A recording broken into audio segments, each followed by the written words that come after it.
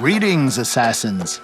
My name is Simon, I'm Associate Game Director on Assassin's Creed Shadows, and today we're gonna go through a comparative gameplay walkthrough showcasing both stealth and combat for our two protagonists. You ready? Set? Parkour down!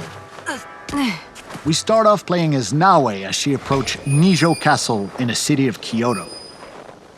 We're also playing in the new immersive mode, which means everyone in Japan is speaking their own native language, but everything is subtitled. Give that mode a try, it's pretty cool. Like any castles in the game, this place is full of gear and resources ripe for the taking, and we are free to go about it any way we choose. And so we choose to eliminate this poor Ashigaru soldier. Don't worry, he's with the bad guys. Okay, let's observe our surroundings and get our bearings. We've got one Ashigaru working the haystack, another on patrol back there, and we've got a samurai daisho right here, which could be a challenge. And there's the alarm bell, which, trust me, if you pride yourself as being a stealth player, you don't want anyone to ring that bell. Although we're safe right now using the rooftops, Nijo Castle is fairly flat compared to most other castles. If things go awry and we have to disappear in a hurry, it's gonna be harder here because the roofs are just not that high. So we are gonna take our time. Yeah, the samurai daisho is by far the most dangerous enemy in this area. And since we have a tanto equipped, this is a perfect setup for a double air assassination. Well, almost. Like I said, this daisho is pretty strong, but no matter. A quick change of headgear with a particular perk that gives us one additional chunk of assassination damage on all air assassinations should do the trick. Oh yeah. Okay, that's a good start. Let's crouch in the shadows for now and see what happens. Vanishing in the shadows only works whether you're crouched or prone, so keep that in mind.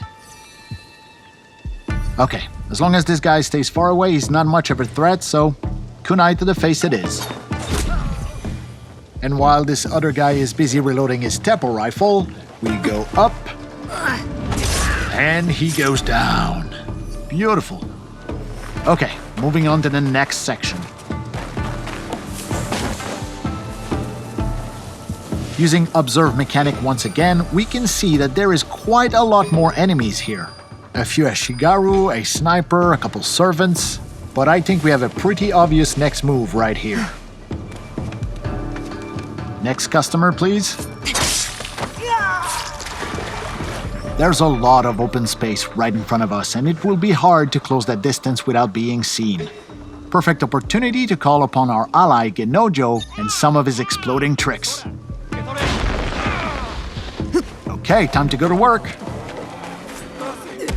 Tanto and Hidden Blade combo, baby. Oh, looks like we spooked a servant here.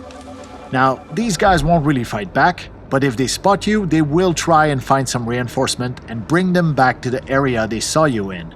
But since we have no intention of staying here, this guy is not an immediate threat. So let's just use Eagle Vision and scout the house ahead. Orange are servant and red means military archetypes. Let's make the most out of the shadows here and go around the problem rather than through it. We're probably bypassing a whole lot of loot opportunities right now, but it's the samurai daisho we're after, and so it's the samurai daisho we're gonna get. Wait, is this guy gonna... No. Okay, we're good. Now, about that samurai daisho. Let's use a high-risk tactic here. We're gonna whistle him over to attract him to this shoji door, and using the katana... This is guaranteed to get attention from the outside, so let's disappear out of view and see if anyone shows up. Never stood a chance. Come on, it's cool to be a shinobi. Alright, quick use of the grappling hook to get back to the rooftops. Oh, somebody saw us. Down, boy. And with two sections of Nijo Castle cleared for now, let's make our way towards the Tenshu, which, if you don't know, Tenshus are the biggest, tallest, most impressive structure in any Japanese castle. Word of caution though, the area at the base of any tenshu is generally very well guarded. This is where the good stuff is. But Simon, I hear some of you say, we know already about Naoe's cool shinobi assassin moves. What we want to know is what, if anything, does Yasuke bring to the stealth experience? Fair enough, let's take a look at Yasuke. Same city, same castle, different season, different character, different save file. For all intents and purpose, we're restarting the whole thing using Yasuke with a purpose-built stealth and archery setup. Worth pointing out that we're not using his typical samurai armor here. Clearly not as nimble as Naoe, Yasuke still has a pretty respectable amount of traversal skills as long as we read the world differently than we do when we play Naoe. And aiming at his Ashigaru soldier with predictive damage, we can see that he's gonna survive this shot although his armor is gonna break. Switching to silent arrows bypasses armor and guarantees the kill. He never saw it coming. Yasuke can generate a lot of sound while moving through the environment, so choosing where and more importantly, when to drop is gonna be crucial as we make our way through Nijo's courtyard. Taking a calculated risk here. Okay, we're good. Yasuke not having a hidden blade means that his types of kills are badass and very noisy, so you want to space them out as well to avoid unwanted attention. Here is the first Samurai Daisho in this Yasuke stealth run. And I think he just noticed his buddy is missing a head. Welcome to the club.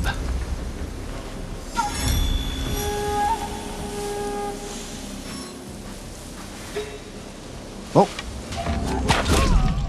Silent arrows all day, baby. Oh, and here's a little pro tip.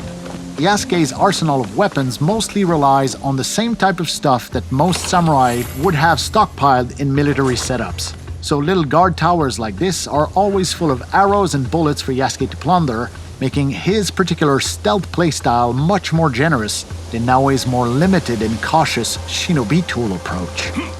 Now Yasuke does have the ability to climb, although his vertical leaps are more limited than Naoe. Similarly, we can reach most high point like this and use the observe mechanic to tag people, get our bearings, and find where our next objectives are.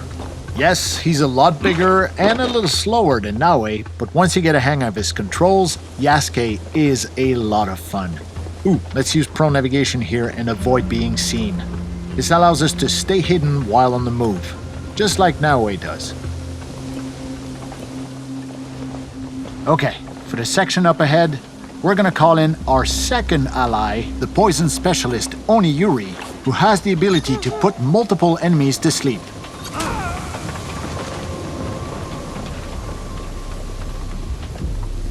Yeah, no poison for you. Courtyard clear. Time to move into the house. Little fun fact about Oniyuri's poison clouds, they will affect any other enemy who investigate those bodies and will also make them fall asleep. And since Yasuke does not have eagle vision, whistling in a door frame is a sure way to get the attention of whoever might be lurking behind a door and get the drop on them. Hi. We previously saw with Naoe that this house during winter is full of people, but here in summer during broad daylight, there was only one samurai guarding a tapestry, which will look infinitely better in our own hideout. Your move, buddy. Yeah, that's a good move. Okay, moving on to the next section here. Hold on, we're gonna get some elevation first and get our bearings. Let's use this crate here. And let's get a feel for the neighborhood. Let's take down the alarm bell just to be safe. Because I can't shake the feeling that stealth with Yasuke might be coming to a close here. Okay, we have their attention now. Now, we're not wearing the most efficient armor for an open fight, so we're gonna switch the Yumi bow for the Kana bow. That gives us a much better insurance policy in an open fight like this.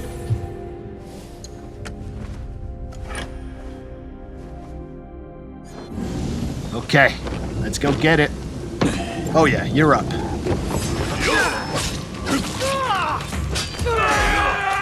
That's one down.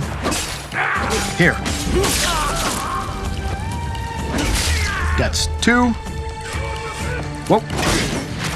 Yeah, you should have made that shot. That is three down. And I think it's Kanabo time, baby. This thing hits hard, but it is slow, so we have to be precise here. Give me some space, will ya? Next few hits are gonna be critical here. Oh. Backbreaker ability. Nicely done here. Now, each area in this castle is its own little gameplay pocket. So as long as no one rings the alarm bell, it means that other nearby pockets will not interfere, even when we opt for open combat like this. Time to switch back over to Naoe and see what a more aggressive open combat playstyle looks like with her. First thing first, we gotta switch up our loadout and use perks that are more conducive to that playstyle, such as this headband that allows us to vault over an enemy when we sprint at them in open combat. Let's switch up our outfit as well while we're at it. Yeah, we don't have a good perk reason to equip this right now, but I kinda like this one, so life's about taking risks, man. And we're also going to swap the Tanto Hidden Blade combo in favor of the more versatile Kusarigama. Oh yeah, this one has 60% increased damage over distance. Okay, let's put that to good use. And I think I see our first victim here. Whoa, whoa, whoa, whoa, whoa. Okay, that must be a servant. Gotcha.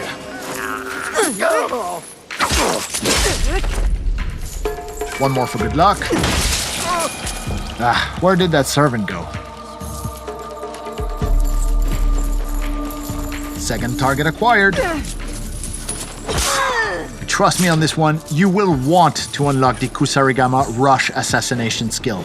You can quote me on that. Quiet approach here, and down he goes. Observe mechanic. This identifies a secondary target we've been tracking for a while now. Wait, yeah, it was a servant, because we can see them coming back with a bunch of reinforcements. So we're gonna dispatch Yaya to take care of that distraction. She should have no problem dealing with these two grunts. I mean, I think. Yeah, she's got this. Okay, here we go. Pull the trigger too fast on this one. Deflect plus manual vault over, but with this headband perk we got on, we just have to sprint at the enemy and it auto vaults over. Nice little perk. Whoops, sorry about the barrels. Ow! Hup. Yo, I'm over here. And catch. Okay then, have some of this.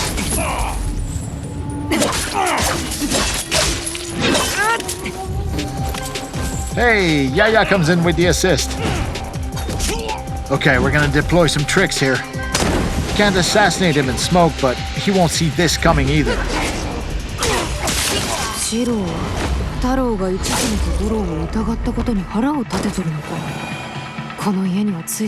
Yeah, you tell me. Don't worry, it'll all make sense once you get your hands on the game. For now, let's take a look at the very top of this Tenchu where this white dot represents the unique Samurai Daisho chest from this castle. Using the grappling hook, it's pretty easy to hook up on those large overhangs and make climbing the exterior of a Tenchu pretty much a breeze for Naoe. That being said, we're bypassing quite a few loot opportunities right now. There is more than 30 unique castles in the game, and each of them comes with their own Daisho chest, which only unlocks once you deal with all the Samurai Daishos stationed within that castle. We're not talking about random loot drops either. Every single daisho chest contains bespoke, handcrafted, legendary gear, either for Naoe or Yasuke, all of it some of the best loot you'll find anywhere in Assassin's Creed Shadows. Let's have a look at the beautiful skyline of Kyoto on a brisk winter morning.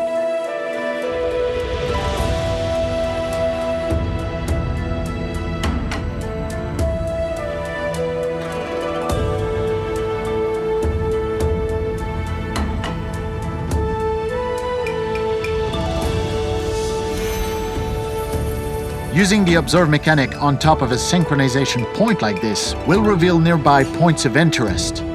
Up to us to place markers as we see fit to further our exploration of Japan.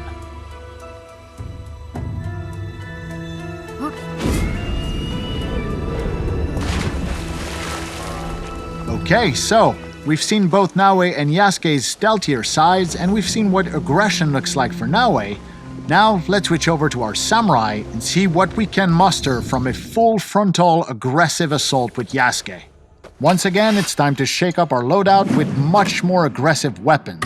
Okay, first we're gonna pick the Naginata here, which is excellent for crowd control. And because stealth will not be an option here, let's use the Teppo rifle for maximum range efficiency as well. We expect stiff opposition here, so using a full-on armor set with a perk that allows Yasuke to parry unstoppable attacks makes a whole lot of sense. And to literally cap it off, a matching samurai helmet with a perk that deals 50% damage on parries. Look, I don't want to jinx it, but I think we got this. Okay, are we ready? Knock knock. Yep, you're done. Oh ho ho ho!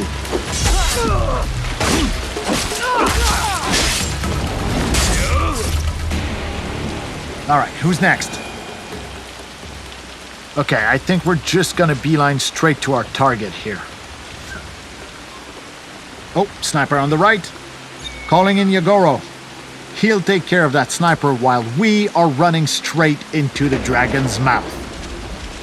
This is gonna be good. Hello, Takahashi Shiro. We've been looking for you. Come on, what you got, big man? Right, we can parry these. There you go. No, you don't.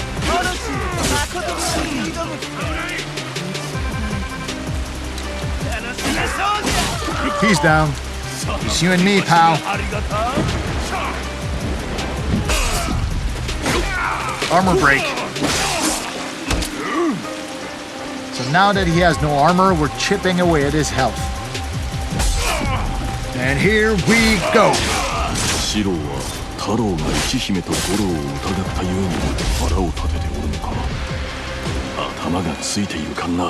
Yeah, I know. People will just have to untangle that mess for themselves. Okay, not bad. Here's to a job well done. 2 daishos dead and 1 secondary target off the board. Now, we've seen Naoe climb the exterior of a Tenshu with ease and agility, but when it comes to Yasuke, sometimes it can be easier to just take the stairs and climb all the way up.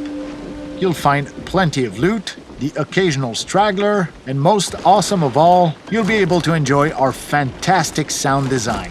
Just listen to that rain.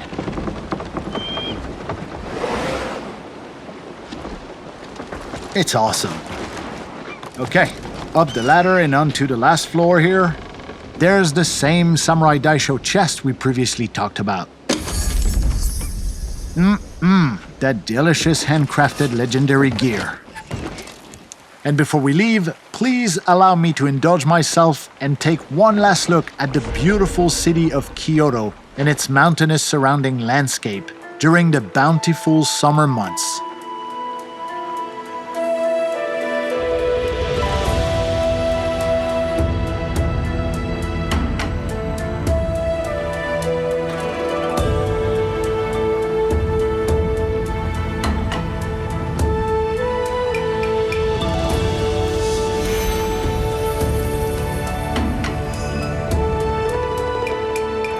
This concludes our comparative gameplay walkthrough for stealth and combat between Yasuke and Naoe. For everyone at Ubisoft, we hope you'll join us on the streets of feudal Japan very soon. Have a good one. See ya!